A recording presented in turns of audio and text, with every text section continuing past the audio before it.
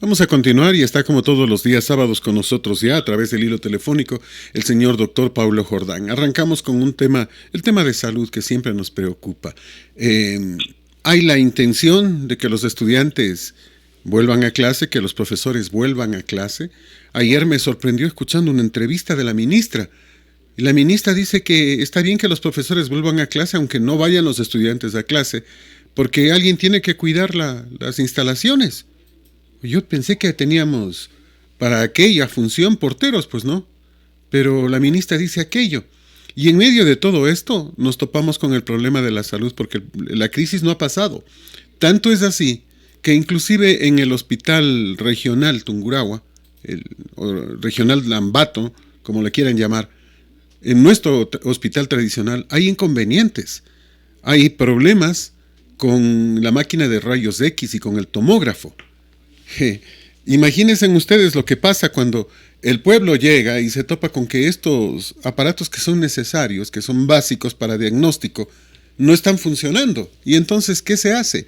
Esa es la pregunta. Arrancamos con aquello. Doctor, ¿qué opina sobre estos temas? ¿Qué opina sobre este intento de la ministra de retorno a clases para los próximos días? Bienvenido. Buenos días, Fernando. Buenos días, Ramón. Buenos días a todos los amigos que están con Colosal en Ambato, Ecuador y el mundo, ¿no? Bueno, Fernando, realmente con la expedición de la ley humanitaria, el decreto de excepción, se produjo algunos cambios, ¿no? Entre ellos el cambio de remuneración de los servidores públicos. Entonces, pero eso era por 6 meses, prácticamente, y en diciembre la gente comienza, los funcionarios, los servidores públicos comienzan a trabajar las 8 horas. A eso se ha sumado algunos pedidos de algunos sectores.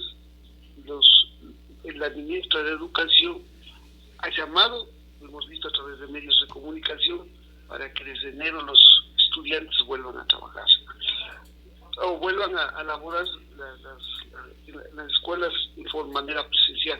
Yo creo que hay que tomarle con mucha calma, Fernando, este tema. Creo que las autoridades, la ministra tienen que analizar bien eso. Hay que garantizar, como tú lo has dicho, es una gran verdad, el virus no es que ya ha desaparecido, ya no existe, no, el virus está más vivito que nada en estos momentos.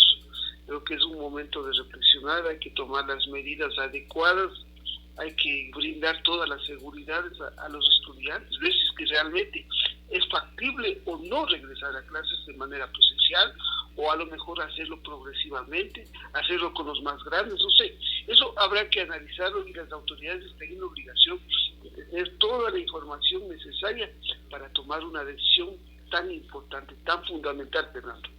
En el tema del Hospital Regional Ambato, sí, hay muchas quejas de que hace ya algunos meses se han dañado los equipos de rayos X, los equipos de sonografía, el tomógrafo, y la gente no puede ser atendida como se debe. Un hospital tan grande, que es un referente en la región central, es necesario que cuente con todos los equipos y todo el equipamiento necesario, porque como tú dices, la gente concurre ya, todos necesitamos. Ahora mismo que estamos viviendo esos tiempos de emergencia, ¿no? Estos tiempos de la pandemia, donde que la gente necesita, el médico le va a mandar de ley hacerse, por obvias razones, una placa de rayos X, una tomografía para ver sus pulmones, para ver cómo está su cuerpo. Entonces es necesario que los equipos estén funcionando, es necesario que las autoridades tomen con seriedad, con responsabilidad y manden a hacer arreglar. Además de eso, sabemos que tras de eso hay muchos profesionales también que deben estar trabajando, y si los equipos están dañados, los equipos están paralizados, no tendrá que hacer, pues no. Entonces creo que es necesario que las autoridades, nuestro gran amigo, el gerente, ojalá manden a arreglar los equipos, ojalá encuentren los recursos suficientes para poderles a operar estos equipos, Fernando. Ese es uno de los problemas, ¿no? El problema presupuesto. Y uno se pregunta, y bueno, ahora que la salud es de emergencia, debería haber los dineros necesarios para hacer arreglar una máquina básica y fundamental. No puede ser que no esté disponible. Me pregunto, ¿tendremos gobernadora? ¿Tendremos autoridades que puedan hacer esto? Supuestamente tenemos una ministra supuestamente tenemos un director nacional de inteligencia. Bueno, supuestamente sí tenemos pues gente a nivel nacional. Lastimosamente cada uno ve sus intereses y nada más, y ese es el problema, ¿no? Sí, nosotros hemos dicho, Fernando, sí es verdad que el Estado, el gobierno, la economía está difícil, está complicada, no hay los recursos suficientes. También a eso hay que sumar lo que estamos ya en fin de año, donde que prácticamente se va cerrando el ciclo económico del gobierno. Ya se comienzan a cerrar los recursos ya, pero creo que hay temas tan fundamentales como el tema de la salud, donde que la sociedad, donde que las personas, los usuarios, los pacientes, más aún ahora en estos tiempos, la pandemia, pues el COVID-19, donde que van a requerir estos servicios. Creo que es necesario que busquen los recursos de donde sea, pero se hagan arreglar, pues no puede ser posible que los equipos estén paralizados o estén dañados 1, 2, 3 meses o más, pues entonces es necesario también que hagan gestión las autoridades, ¿no? Que hagan gestión. El gobierno está en obligación. Hemos dicho, a lo mejor el gobierno ya no tiene los recursos para invertir como lo hacían el gobierno anterior, a lo mejor, ¿no? Grandes recursos invertidos en obras. Pero si está ofreciendo regalos, pues si está ofreciendo dar $100 a cada una de las personas que perdieron su empleo y $60 a los que lo han conservado pese al problema. O sea, estamos hablando de 100, supongo que por 1,5 millones de personas. O sea, no estamos hablando de poco, estamos hablando de 100 millones, de 150 millones, más los $60 por, pongamos 500,000 nada más. Estamos hablando de cifras que son importantes, 30 millones más. Hablamos de 180 millones que el gobierno está dispuesto a regalar en enero. Entonces, ¿de qué estamos hablando? Y no hay para reparar máquinas que son fundamentales para diagnóstico en salud. Y últimamente, Fernando, no es que hemos oído que son las máquinas, que los equipos, que no hay suministros, que no hay medicamentos también. Entonces el gobierno creo que está en obligación de que las instituciones públicas, las instituciones del gobierno, las instituciones de salud en este caso, funcionen con normalidad, pues. O sea, creo que no hemos trabajado mucho en el tema de prevención, no hemos visto que el gobierno reparta mascarillas, reparta ciertos medicamentos a lo mejor que son básicos, indispensables en un caso para poder prevenir el COVID-19 o cuando tengan síntomas. Lo menos que podríamos requerir, como tú dices, si se va a distribuir estos bonos, estas ayudas a la ciudadanía, que a lo mejor tendrán su razón, pero creo que también básico, indispensable, es que las instituciones de salud estén bien equipadas, tengan todos los medicamentos, tengan todos los insumos, estén funcionando con normalidad. Al menos, pues, no podemos entender que el gobierno abandone o no se dé cuenta que las instituciones no están funcionando, pues no, eso a veces no entendemos a la clase política, no entendemos al gobierno. Bueno, el gobierno ha ofrecido muchas cosas, acuérdense que nos ofreció un metro en la costa también. Uh-huh. Bueno, han sido ideas, pero nada más. Pero creo que el tema de la salud, el tema de la educación, el tema de vuelta de los estudiantes a la educación presencial es un tema muy serio y hay que tomarles esa decisión teniendo todos los argumentos necesarios, toda la información indispensable para no equivocarnos. Ahora, la pregunta es, Paulo, ¿qué pasaría, por ejemplo, si te dicen que tus hijos deben volver a clases? Y es la pregunta que se hace mucha gente. Muchos responden, yo no les envío a clases. ¿Qué dices tú? Es complicada la decisión, es complicadísima la decisión. En lo personal, lo pensaría si tuviera niños pequeños. Uh-huh. Lo pensaría, honradamente lo pensaría. Pero con jóvenes no es más complicado, porque los niños pequeños de alguna manera tienen una especie de inmunidad. Los jóvenes, los muchachos, los adolescentes, no son más complicados. Yo creo que si asumimos con responsabilidad, que a veces en ese nivel es un poco difícil, ¿no? Porque ponte en nuestro caso, que somos personas ya adultas, grandes, nosotros sí hemos asumido con responsabilidad, te diría, ¿no? Con responsabilidad. Y hemos tenido que seguir trabajando, hemos tenido que seguir saliendo de la vida, hemos tenido que continuarla viviendo, ¿no? Entonces, gracias a Dios hasta ahora las cosas van bien, ¿no?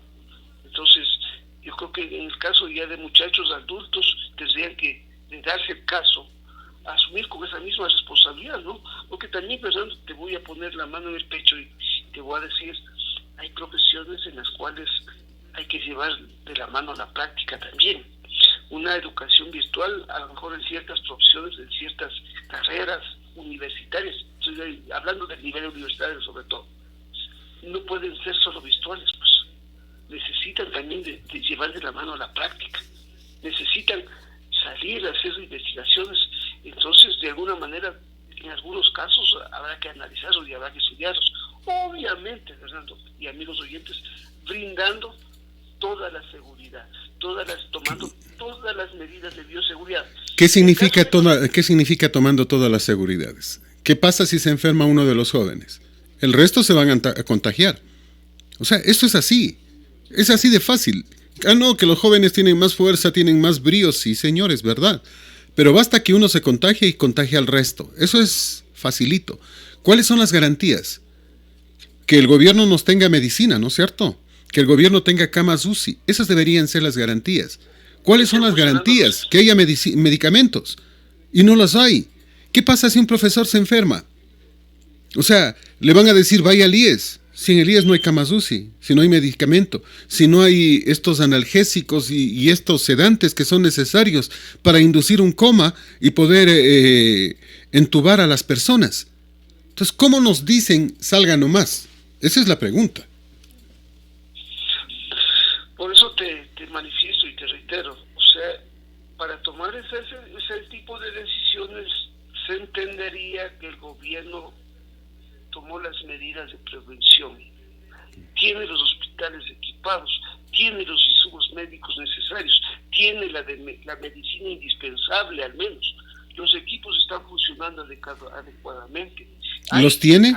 ¿Los tiene? ¿Hay médicos suficientes? ¿Los hay realmente? ¿O el gobierno sigue jugando con la salud del pueblo ecuatoriano? Yo creo que es un poco complicado ese tema, ¿no? De todas maneras, creo que no sé decirte si la suerte, no sé si decirte si Dios nos ha ayudado, pero gracias a Dios se ha podido llevar la crisis hasta ahora. Acuérdate que ya vamos aproximadamente 9 meses con la pandemia y gracias a Dios de alguna manera se ha llevado, ¿no? No sé si ha funcionado la gracia divina con nosotros. Claro que el gobierno ha fallado y ha faltado muchísimo, porque si nos ponemos a pensar, Fernando, desde los negociados con las medicinas, con los insumos médicos que ha habido, todas esas personas, todas estas autoridades que han estado involucradas, no deberían tener el perdón divino ni el perdón de Dios, pues.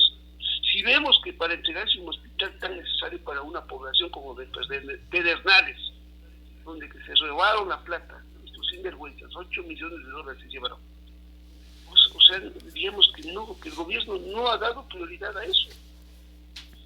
De todas maneras, creo que de alguna manera se hace algún tipo de esfuerzo, ¿no? Por algunos sectores.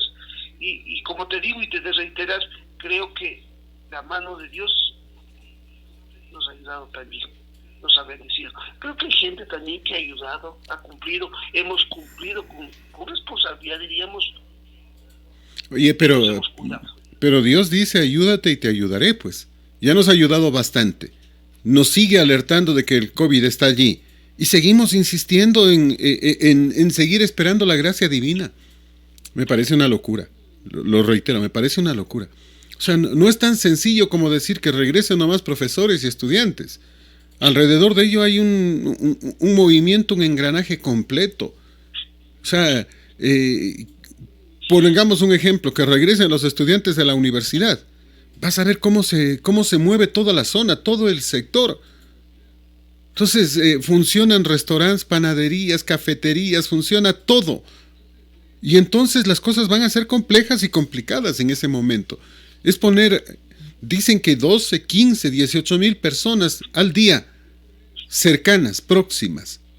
Basta una, o bastan dos, que se contagien. Mira lo que pasó en Ecuador. Bastó una persona que vino del extranjero y el contagio ha superado las 250,000 personas en estos 9 meses y hay sobre 35,000 muertos. Una bastó. O sea, el tema sí es complicado, ¿no? O sea, no se puede jugar tan deportivamente a pensar que la suerte, que la bendición de Dios nos va a seguir protegiendo. Ya nos ha protegido bastante. ¿Por qué seguimos tentando al demonio? No, yo te he dicho, Fernando, creo que de darse esto, teniendo los argumentos necesarios, teniendo las condiciones adecuadas, podría darse un regreso selectivo, un regreso progresivo, un regreso parcial. A eso me he dicho. Creo que regresemos todos ya de pronto a clases presenciales. No. Mira, ahí no estaría yo de acuerdo. No.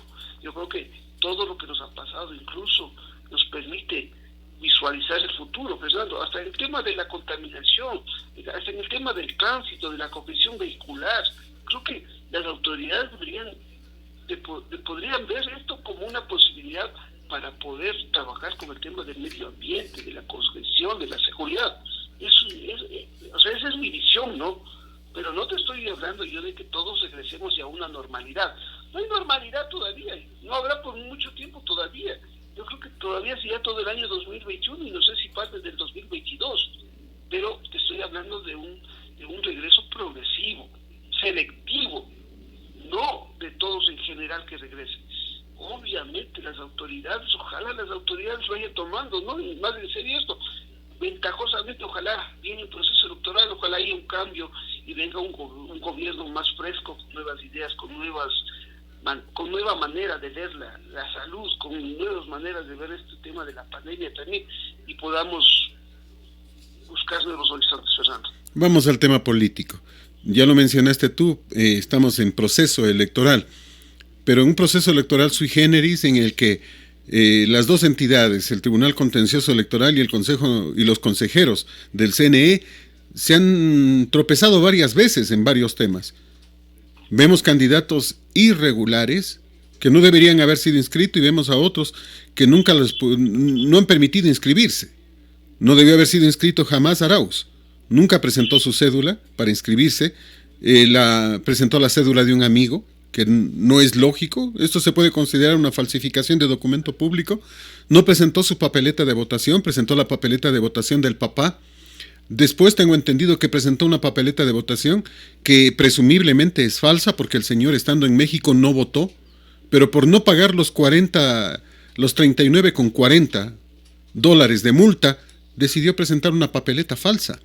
Su candidato, el que tenía que acompañarlo en binomio, jamás llegó para aceptar la candidatura.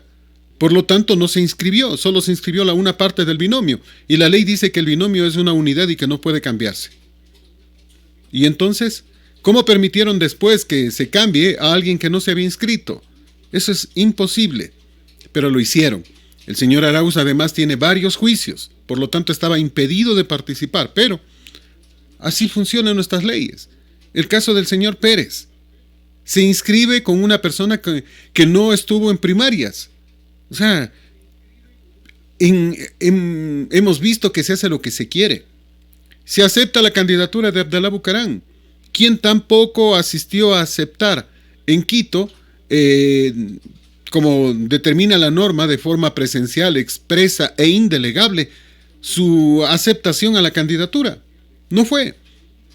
Pero este Tribunal Contencioso Electoral decide que debe participar y que puede participar y da la disposición para que participe. Y uno termina preguntándose qué pasa con esto. Y el Tribunal Contencioso Electoral también falla a favor del señor Noboa y determina que tiene que darle el Consejo Nacional Electoral el plazo correspondiente para que haga primarias y para que pueda inscribirse.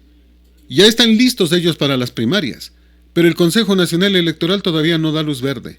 Ayer se reunieron a partir de las 7 de la noche con la finalidad de analizar el caso, pero no hubo quórum, no pudieron juntarse, no pudieron dar por válida la reunión de ayer porque solo estuvieron dos personas, Estela Acero y Diana Tamaín, y los tres consejeros brillaron por su ausencia. Dos se justificaron, Pita nunca dijo media palabra, pero tampoco asistió. Y son reuniones virtuales. No les estamos pidiendo que estén ahí. Bueno, Atamaín y Acero estuvieron allí, los otros se reúnen de forma virtual. Y uno termina preguntándose, bueno, ¿y qué es lo que va a pasar? Aparentemente quieren desobedecer al Tribunal Contencioso Electoral, pero el Tribunal Contencioso Electoral ya les advirtió. Lo que vendría ahora sería una destitución de ellos si es que hoy no asoman o si es que desobedecen al Tribunal Contencioso Electoral, tendrían que ser destituidos inmediatamente y reemplazados por sus suplentes. Esa es la norma, ¿no? Bueno, Fernando, realmente este tema nosotros hemos visto en estos últimos tiempos, no sé si está siendo mal llevado el Consejo Nacional Electoral, pero creo que son las elecciones más complicadas que estamos teniendo o hemos tenido. Simplemente porque no ha habido observancia, como tú manifestaste desde el inicio. No han observado las normas legales, no han observado el código de la democracia, no han observado los reglamentos. Entonces, eso está llevando a unas elecciones con un carácter bien diferente a las otras, ¿no? No es que no ha habido problemas, pero ahora se ha complicado mayormente, ¿no? Parece que la presidenta no está llevando adecuadamente el tribunal, el Consejo Nacional Electoral. Hay mucha pugna entre el Consejo Nacional Electoral, sus miembros y el Tribunal Contencioso Electoral. Habíamos conversado de este tema en algunos momentos. Los candidatos, los partidos políticos están haciendo uso de sus derechos, de sus beneficios, de sus garantías, de lo que dice el Código de la Democracia. Han impugnado, han apelado, han presentado recursos subjetivos, contenciosos. Entonces, prácticamente eso les ha dado la posibilidad de regresar, ¿no? Parece que algunos fallos del Tribunal Contencioso Electoral también tienen dirección. Lastimosamente en nuestro país, Fernando, en nuestro país hay que generalizarlo. Gran parte de los fallos son parcializados, como quiere verle la parte legal. No son apegados a derecho. ¿Quién les ha dicho a ciertos abogados, a ciertos magistrados, a ciertos jueces que tienen que interpretar a veces la norma? Tú sabes que el único organismo que puede interpretar la norma es la Asamblea Nacional o la Corte Constitucional en este caso. Pero aquí se interpreta de acuerdo al interés y al beneficio. Tú decías en el caso de Álvaro Noboa, creo que finalmente tendrán que reconocer. Hay un fallo ya del Tribunal Contencioso Electoral y de los jueces donde que se reconoce el derecho a la inscripción y piden que se dé el plazo suficiente para que se dé todo el proceso desde la aceptación de la candidatura. Ahora, el Consejo Nacional Electoral en pleno tendrá que aceptarlo. O sea, si... No hay forma de que diga que no, pues. No hay forma de que diga que no. Si observaríamos el derecho y respetaríamos las leyes, tendría que aceptarlo, pues. No hay otra, nos guste, no nos guste, tendrá que aceptarlo. Resolución de instancia superior se llama.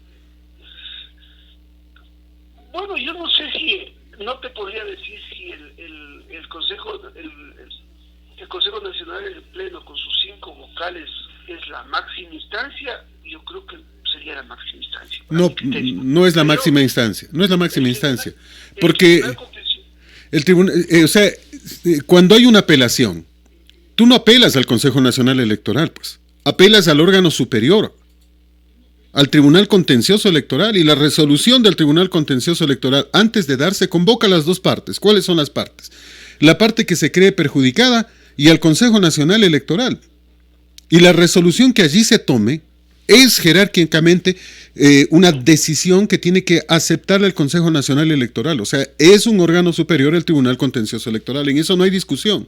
O sea, no puede haber discusión, porque todas las apelaciones van al contencioso electoral. Y si el contencioso electoral no tendría jerarquía sobre el Consejo Nacional Electoral, no tendría valor. Pues ¿para qué hacemos una apelación o para qué recurrimos al Tribunal Contencioso Electoral si al final la decisión del contencioso electoral puede ser o aceptada o rechazada por el Consejo Nacional Electoral? No tendría razón de ser una apelación, pues. No estaría muy de acuerdo en el tema de que hay una supremacía del Tribunal Contencioso Electoral. Yo entendería que el Tribunal Contencioso Electoral resuelve impugnaciones, apelaciones, recursos, el derecho, ¿cierto? Apegados a la norma. Y se entendería que el Consejo Nacional Electoral tiene que ejecutarlo, o sea, aceptar y pedir y ejecutar las sentencias. O sea, son órganos complementarios para mí en otros en otro criterio. Pero lamentablemente, como te digo, aquí no tenemos una cultura de derecho. No ahora, lo que tú acabas de decir es una verdad, son órganos complementarios, pero tiene que haber una prevalencia, pues. Y esa prevalencia sí existe en el Tribunal Contencioso Electoral, tanto así que ya les advirtieron lo que podía pasar. O sea, esto no es un juego. Y el Tribunal Contencioso Electoral, al ver que se están desoyendo sus disposiciones, ya le advierte al Consejo Nacional Electoral lo que va a pasar. O sea, sí hay esa prevalencia, sí son órganos complementarios, es verdad lo que tú acabas de decir, pero existe una prevalencia. Pero no estaría tampoco de acuerdo, Fernando, en el hecho de que tú manifiestas de que el Tribunal Contencioso Electoral está en capacidad de destituir a los consejeros. No, tampoco tiene esa facultad. No, si está en capacidad, obviamente no lo puede hacer directo, no lo puede hacer directo. El Tribunal Contencioso Electoral le tiene que pedir inmediatamente, porque esa es la norma, esa es la ley. O sea, existe en la ley, está escrito. Tiene que recurrir al Consejo de Participación Ciudadana y Control Social, que es el organismo que nombra a los funcionarios para solicitar inmediatamente la destitución de los 2 funcionarios o de los 3 funcionarios que están desoyendo sus disposiciones. Y este consejo tiene, el Consejo de Participación Ciudadana y Control Social, tiene que inmediatamente proceder a aquello y nombrar, revisar en sus archivos quiénes eran los suplentes y nominar a los suplentes inmediatamente. En caso de que no se hiciera así, de que no actuare el Consejo de Participación Ciudadana y Control Social, allí sí el tribunal puede actuar de forma directa y destituirlos. Y tiene que inmediatamente convocar a, tengo entendido que es Contraloría o Procuraduría, para que Procuraduría destituya a los miembros del Consejo de Participación Ciudadana y Control Social que no acataron la disposición, porque esta es una disposición de ley. O sea, así se maneja. No puede destituirlas directo en primera instancia, sí en segunda instancia, si es que no actúa el Consejo de Participación Ciudadana y Control Social. Respetuosos como somos, Fernando, creo que el Tribunal Contencioso Electoral podría enviar sus fallos y solicitar a la Fiscalía, a lo mejor a la Contraloría, no, a lo mejor al Consejo de Participación Ciudadana. Al Consejo sí. Puede enviarlos a la Fiscalía y etcétera, etcétera, para que se sigan procesos, pero no para destitución. La destitución se hace directo con el Consejo de Participación Ciudadana, que es el organismo nombrante. Claro, sin duda, sin duda. Bueno, pero creo que el problema radical es una falta de cultura en derecho de los ciudadanos en general y de las autoridades en este caso. Creo que no hay duda de que Álvaro Noboa, al haber agotado todos los recursos y al tener la razón y ya el Tribunal Contencioso Electoral haber dictaminado favorablemente, creo que no le quedó otra que al Consejo Nacional Electoral aceptar la candidatura. Y creo que como ecuatorianos ya nos toca, pues no, nos toca que haya una opción más, una opción importante, como tú lo has manifestado. Creo que no es una opción más, es una opción importante y habrá que ver qué pasa. Pues son los ecuatorianos tendrán que decidir. Yo creo que los consejeros no pueden quitar esa facultad que tenemos los ecuatorianos de elegir. Vamos a hacer una pausa y volvemos para continuar este diálogo con el señor doctor Paulo Jordán. Ya volvemos.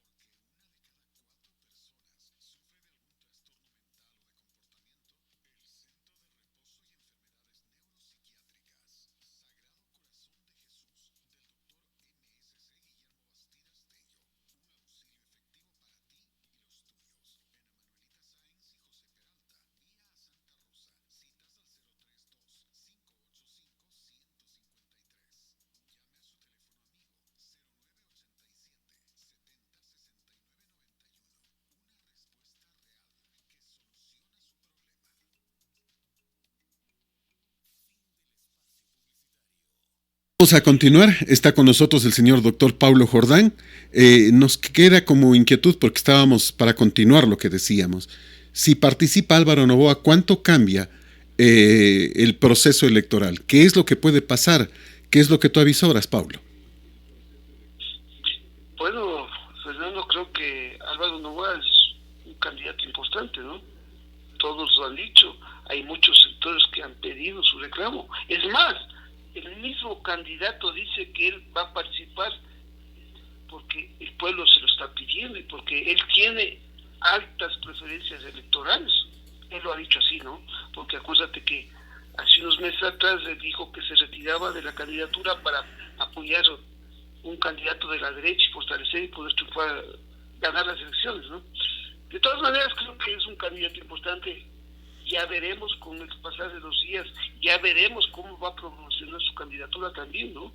Omar Maluk Salén, que es una de las encuestadoras, obviamente contratadas por el señor Álvaro Noboa, lo ubica con una cifra altísima, que no la creo, 42%, me parece que está muy disparada.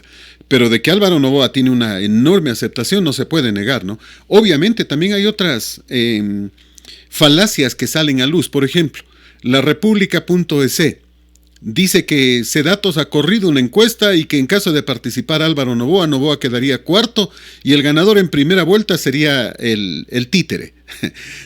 Obviamente ya salió ayer Ángel Polibio Córdoba para desmentir aquella información. Ellos no han corrido ese tipo de encuestas porque todavía no hay una certeza de participación de Álvaro Noboa y porque la última encuesta tiene como fecha 20 de noviembre del 2020. Es decir, no se ha hecho ninguna otra encuesta hasta el momento y a esa fecha, 12 de noviembre del 2020, no estaba pues participando Álvaro Noboa, no constaba en la papeleta y no se le preguntó a la gente sobre ese tema. Pero hay que tener mucho cuidado con la serie de troles que empiezan a hacer funcionar inmediatamente el correísmo y diferentes entidades, ¿no? O sea, uno tiene que preocuparse de verificar la información para no ser engañado.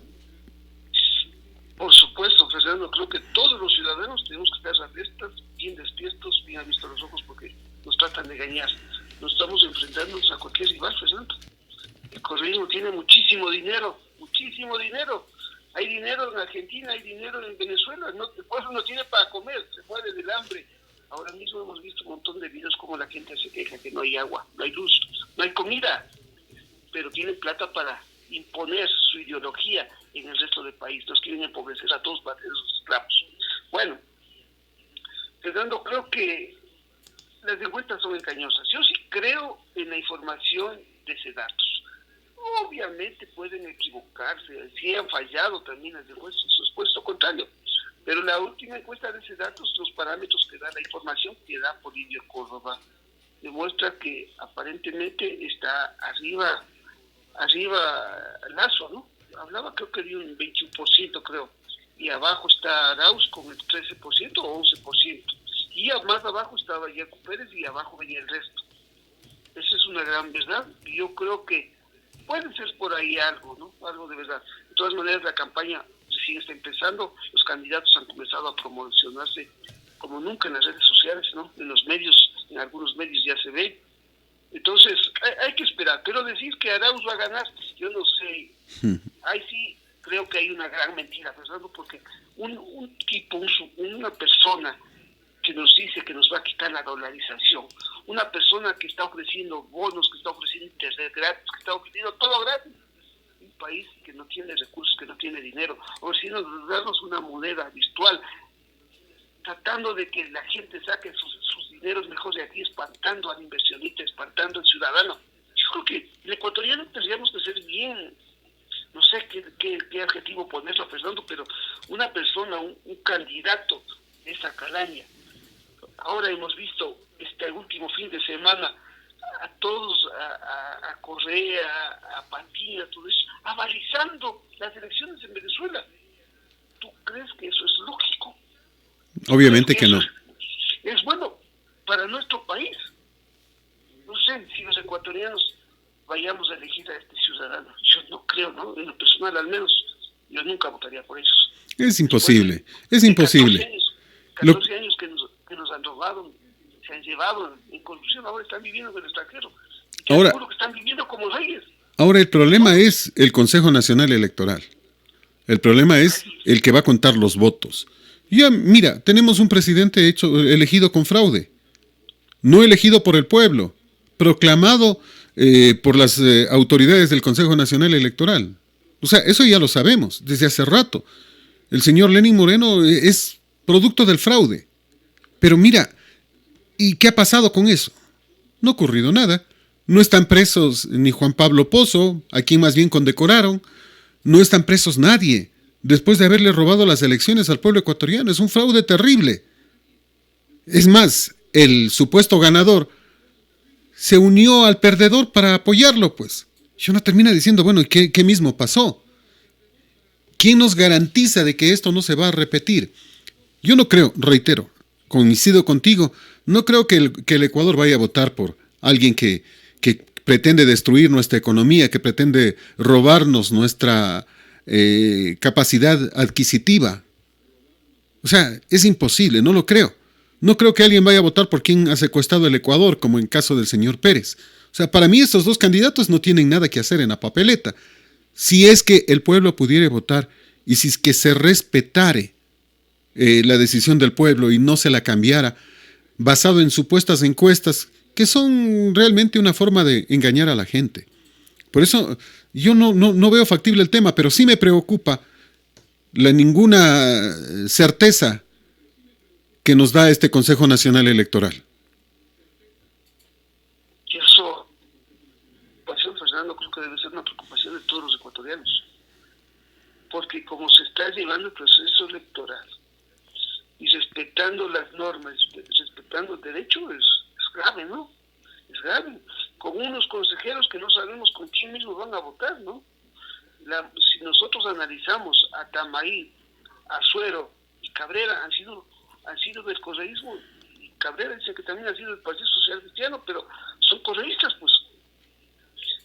Todas estas graves transgresiones a las normas, al derecho que estamos viendo desde el comienzo, desde el inicio, desde la aceptación de los candidatos. ¿Cómo caben? Si eres candidato, el primer candidato a la Asamblea Nacional tenía que ir a Quito a aceptar la candidatura, no aceptó nunca. Pero bueno, aquí se basan en otras normas, en la Constitución, ¿no? Donde que la norma tiene que beneficiarle el derecho de participación. Pero no nos importa que esté congresante, no nos importa que tenga medidas cautelares, ¿no? Que esté acusado de robar los mismos recursos públicos. O a lo mejor una posible fuga, ¿no? Del país, porque Bucarán es magnífico para esas cosas. Entonces, Fernando, sí nos preocupa la forma como está funcionando y cómo se está llevando las elecciones, cómo está constituido el Consejo Nacional Electoral, cómo estamos actuando los ecuatorianos. Eso nos va a pasar si no actuamos decentemente. Esto nos va a llevar a una futura Venezuela, Fernando, y eso es una gran verdad. Y a los ecuatorianos hay que decirlo, no es que estamos alarmando ni somos una prensa roja, no. Es la gran verdad. Aquí nos estamos enfrentando ante el correísmo que tiene demasiados recursos. A esta gente no les interesa la pobreza del pueblo. Yo te digo, nosotros vemos en las redes sociales cómo la gente en Venezuela se muere del hambre, las personas de la tercera edad.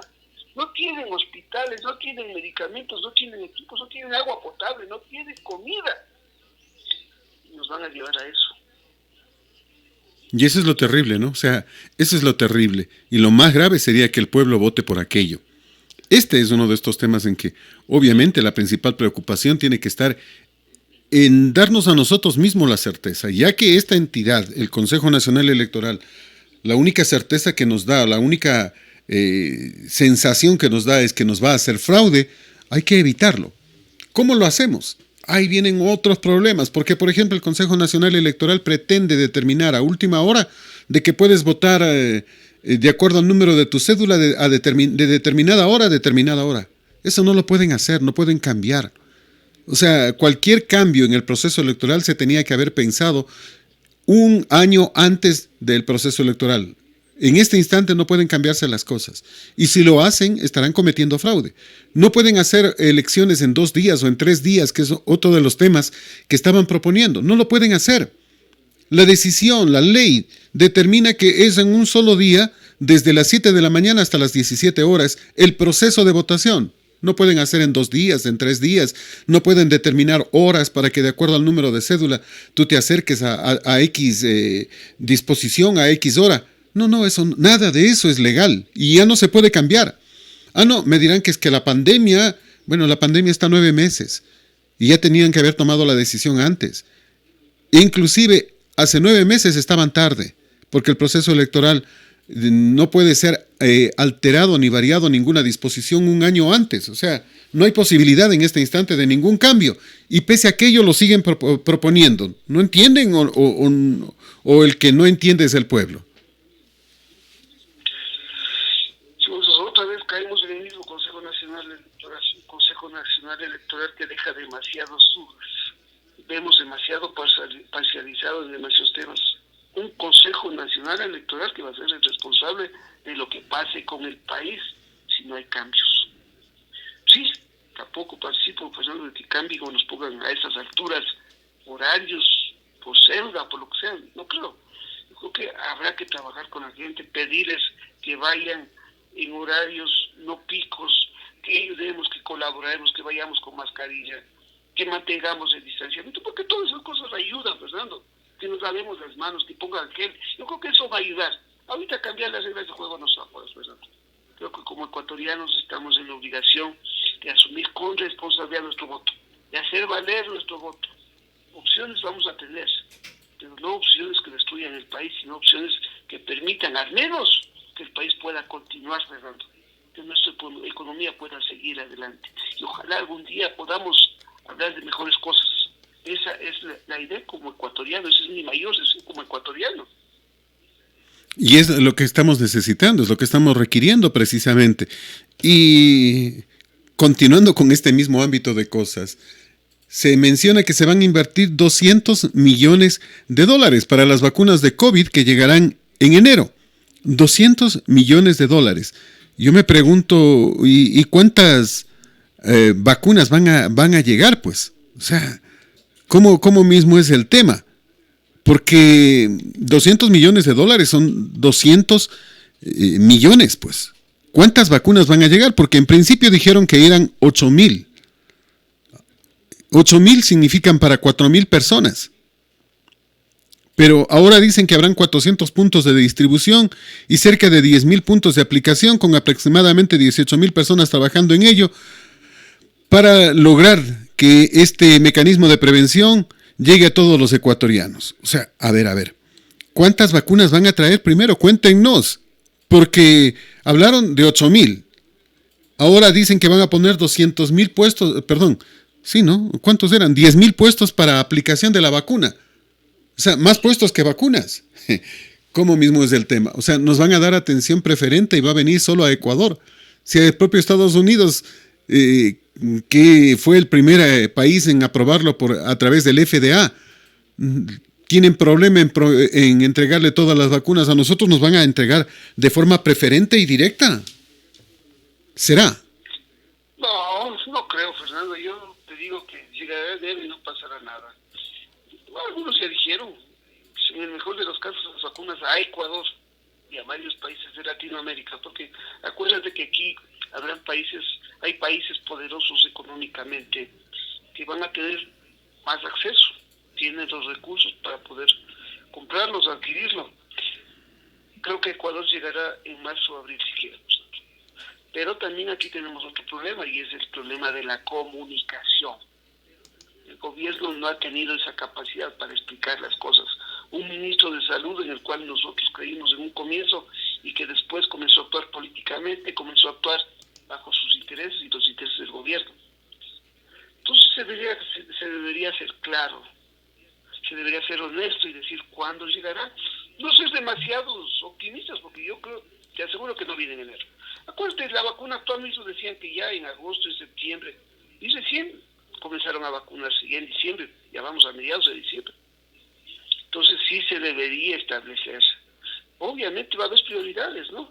Yo creo que aquí como hay varios memes, dicen, no, probemos primero con los asambleístas, ¿no? A ver si está buena la vacuna. Yo creo que aquí debe haber... Con el propio ministro. Aquí debe haber prioridades. Hay sectores que a lo mejor que tienen que atendernos a nosotros, a lo mejor serán los primeros, ¿no? Los que tienen que atender las enfermedades, los que tienen que atender a las personas de la tercera edad, a los niños, a los enfermos. Creo que habrá prioridades. Luego tenemos el tema de los adultos mayores, que también será una prioridad. Y así tendrá que progresivamente irse, porque no creo que nos vayan a vacunar a todos. No sé si todos quieren ser vacunados o queremos ser vacunados también, Fernando. Hay encuestas a nivel nacional y a nivel internacional donde que el 50% de la gente dice que quiere ser vacunada y el 50% dice que no quiere vacunarse. Entonces eso también habrá que tomarse en cuenta, ¿no? Es un tema para seguirlo debatiendo, porque el problema es que si no nos vacunamos todos, ese 50% o el 10% o el 20% que no se quiere vacunar va a mantener viva la bacteria y sería gravísimo. Paulo, muchas gracias. El tiempo es nuestro peor enemigo. Siempre un gusto platicar contigo. Buen día, Fernando. Buen día a todos los amigos, oyentes de Colosal, aquí en Ambato, en Tungurahua, en el Ecuador y en el mundo, ¿no? Buen día. Buen día también. Gracias. Este es Colosal, la que sí le dice la verdad.